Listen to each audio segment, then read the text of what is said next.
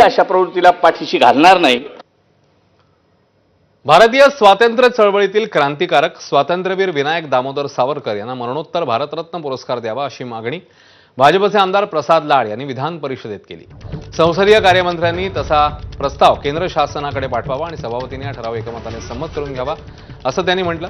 याआधी अखंड शिवसेना आणि भाजपचं सरकार असताना केंद्र सरकारकडे 2 वेळा तसा प्रस्ताव पाठवण्यात आला होता।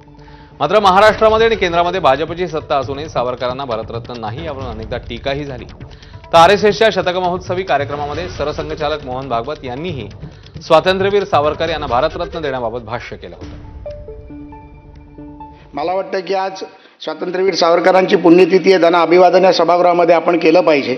संसदीय कार्यमंत्री या सभागृहामध्ये आहेत, तर स्वातंत्र्यवीर विनायक दामोदर सावरकर यांना मरणोत्तर भारतरत्न सन्मान देण्याची मी विनंती या सभागृहाला करतोय। आज सन्माननीय सदस्य प्रसाद लाड यांनी मांडलेल्या प्रस्तावाला आम्ही सगळेजण मिळून तुमच्याकडे पाठवू आणि सभागृहाचा प्रस्ताव म्हणून तुम्ही मांडायला लागेल। यू आर राईट, आणि तर तो वरती जाईल।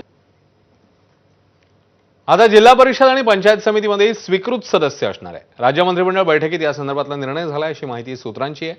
जिल्हा परिषदेत सदस्य संख्येच्या 10% तर पंचायत समितीत सदस्य संख्येमागे 20% सदस्य निवडता येणार आहेत। तसंच किमान 5 सदस्य निवडणं हे बंधनकारक आहे। लवकरच विधिमंडळात या संदर्भातला कायदा हा पारित केला जाणार आहे।